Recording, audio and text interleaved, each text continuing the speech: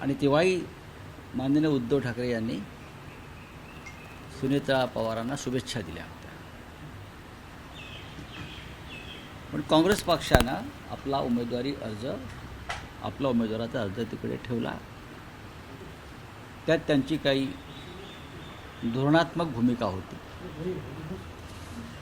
त्यांनी एक जी मागणी केली होती की अजित पवार यांच्या संशयास्पद अपघातासंदर्भात FIR दाखल करा. ही मागणी आजही आमच्या सगळ्यांची आहे, कायम आहे. आणि त्या संदर्भात हर्षवर्धन सकपाळ काँग्रेसचे नेते आणि देवेंद्र फडणवीस यांच्यात चर्चासुद्धा झाली शेवटच्या टप्प्यात. तरीही हर्षवर्धनजी म्हणतात की महाराष्ट्राची संस्कृती वगैरे वगैरे वगैरे आणि त्यानुसार त्यांनी माघार घेतली असेल तर त्यांच्या भूमिकेचं स्वागत केलं पाहिजे. पण ही एकच निवडणूक असते की येणारी पहिली निवडणूक मृत्यूनंतर एखाद्या नेत्याच्या ती बिनविरोध करण्याची प्रथा परंपरा महाराष्ट्रामध्ये होती. ती प्रथा परंपरा मोडली भारतीय जनता पक्षाने. त्याच्यामुळे ही निवडणूक अजितदादांना आपण श्रद्धांजली म्हणून अर्पण केली पाहिजे बारामतीची. आणि पुढल्या निवडणुकीचा आपण एकत्र महाविकास आघाडी म्हणून विचार करू. त्यात काय करता येईल, कसं करता येईल. 2029चा विषय आहे आणि महाविकास आघाडी म्हणूनच आम्हाला एकत्र लढावं लागेल. पण राऊत साहेब, या सगळ्या प्रकरणात काँग्रेसने साध्य काय केलं? कारण माघार घ्यायची होती, राजकीय सभ्यता, महाराष्ट्राची संस्कृती पूर्वीपासूनच आहे ना, तर या गोष्टीचा विचार सुरुवातीलाच केला गेला नाही. असं नसतं. आणि नंबर 2, राहुरीमध्ये शरद पवारांनी उमेदवार ठेवलेले आहे. बारामतीत एक नाही, राहुरीची निवडणूक आणि बारामतीच्या निवडणुकीत फरक आहे. तुम्ही त्याची तुलना करू नका. त्याची तुलना करणं योग्य नाही. तिथेही त्या सदस्याचं निधन झालं आणि त्यामुळेच पोटनिवडणूक होते ना. आता ते अपघाती असेल, निधन हे दुःखद असतं. हो, बरोबर आहे. पण अशा प्रकारचा सभ्यपणा, सुसंस्कृतपणा भाजपनं कधीच दाखवला नाही ना.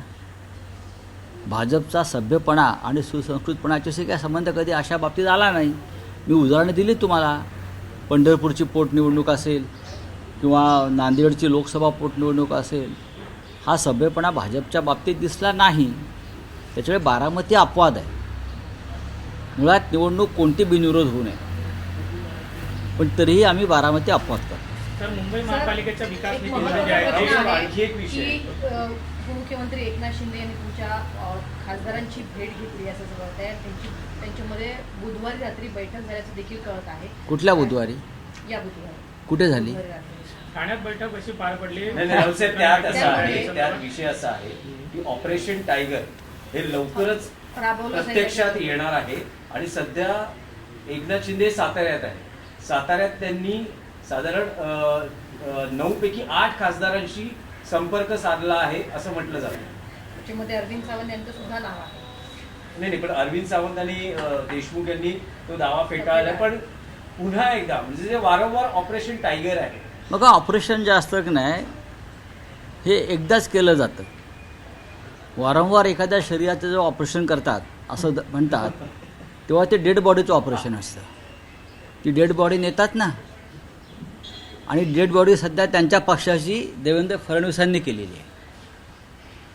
खरं म्हणजे त्या ऑपरेशन सध्या जे सुरू आहे ते देवेंद्र फडणवीस एकनाथ शिंदेच्या पक्षाचं करतायत. शिवसेनेचे खासदार 9 खासदार हे एकजुटीनं एकत्रित आहेत. काही नावं त्यात वाचली, मला हसायला आलं. सकाळी कुठेतरी छापून आलं, मला कोणीतरी पाठवलं.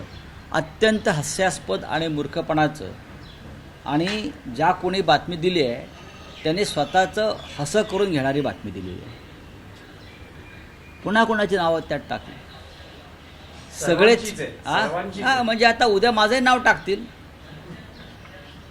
आदित्य साहेबांचं नाव टाकतील आमच्या.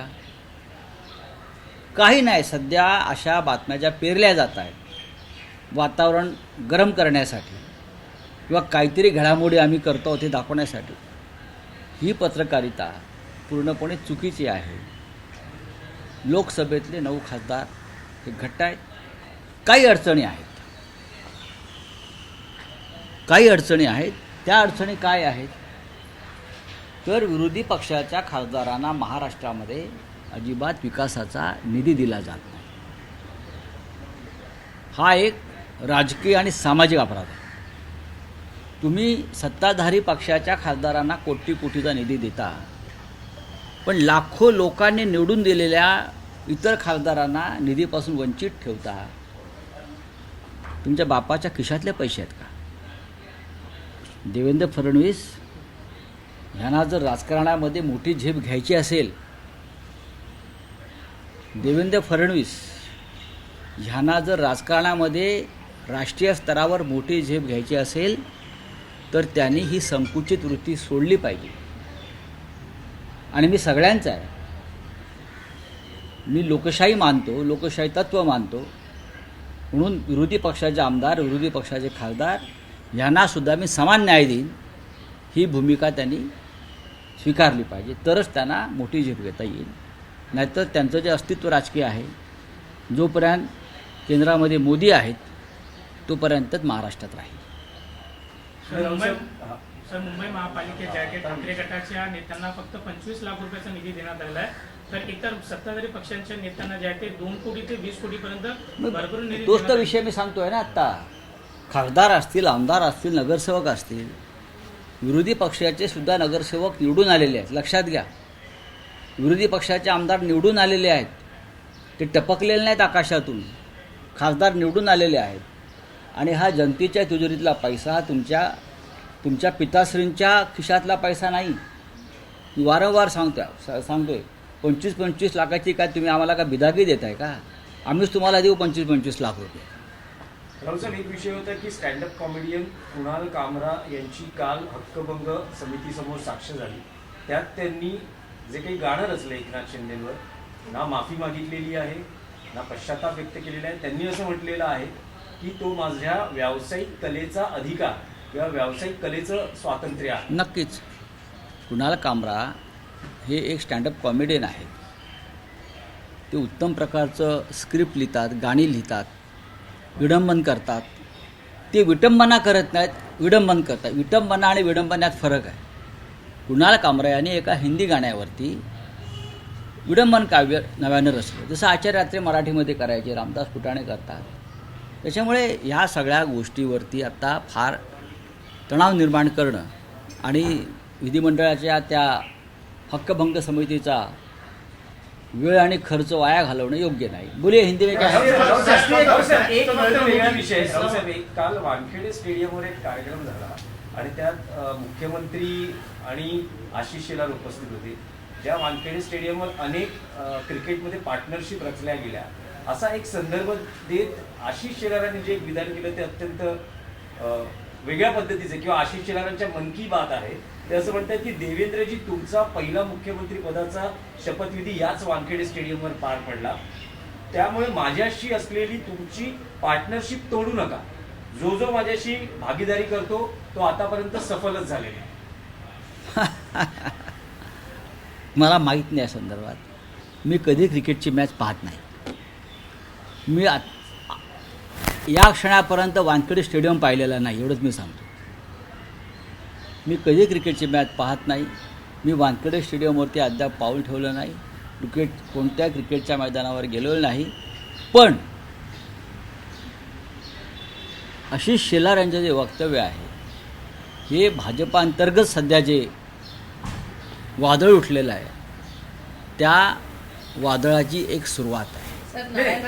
राजकीय पार्टनरशिप बद्दल ते म्हणत आहेत आणि ते आवाहन करतात मुख्यमंत्र्यांना, माझ्याशी असलेली पार्टनरशिप तोडू नका. मी तेच तर म्हणतोय, भाजप अंतर्गत म्हणजे एखाद्या टीममध्ये जेव्हा कुरबुरे असतात तेव्हा संघ हारतो.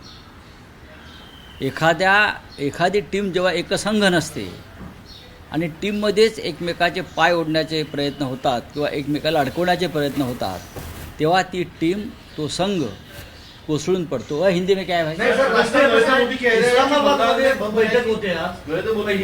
बंगाल में बम बनाने की फैक्ट्री बनाई गई है. नरेंद्र मोदी कह रहे हैं कि बंगाल में बम बनाने वाली फैक्ट्री बनाई गई है. इस हिसाब क्या कर रहे हैं? तो गुजरात में ड्रग्स बनाने वाली फैक्ट्री बनाई गई. ये सही है क्या नहीं? देश में जितना भी ड्रग्स अब तक पकड़ा गया है, लाखों करोड़ों का, वो सब तो गुजरात के मुंद्रा पोर्ट पर उतरा है ना. और वो ड्रग्स अफगानिस्तान से आया है और भी देशों से आया है और वहाँ से उसका पूरा सार्वजनिक वितरण होता है। ड्रग्स बम से भयंकर है। बम एक जगह पे गिरेगा, लेकिन ड्रग्स पूरे देश में जाकर हमारे युवा पीढ़ी को ख़त्म कर रही है। मोदी जी, आप देश के प्रधानमंत्री हैं और कुछ दिन आप अगर रहना चाहते हो प्रतिष्ठा से, तो ऐसी प्रकार की अभद्र बातें मत करिए। सर, बजरंग दल के राष्ट्रीय अध्यक्ष प्रवीण तोगड़िया, उनका कहना है कि मुझे भारत का सर, प्रधानमंत्री कीजिए। ओवैसी जो है एकला चलो नाम लगा के बंगाल में, किस तरह से बीजेपी को फायदा क्या? ये बीजेपी को फ़ायदा करने के लिए हमारे ओवैसी साहब जो है वो इस प्रकार के हथकंडे अपनाते हैं। अब क्या बोलूँ मैं, ओवैसी इतने विद्वान आदमी है, बैरिस्टर साहब है, संयम रखना चाहिए और अपोजिशन में जो अपने साथी हैं उनके साथ बातचीत करनी चाहिए। आपका शत्रु बीजेपी है, आपका दुश्मन बीजेपी है, देश का दुश्मन बीजेपी है। और अगर आप अपने आप को राष्ट्रभक्त राष्ट्राभिमानी मानते हो तो भारतीय जनता पार्टी को किसी भी तरह से मदद हो जाएगी। इस प्रकार की कोई भी चाल, राजनीतिक खेल नहीं करना चाहिए, चाहे मिस्टर ओवैसी हो या चाहे और कोई हो। Thank you.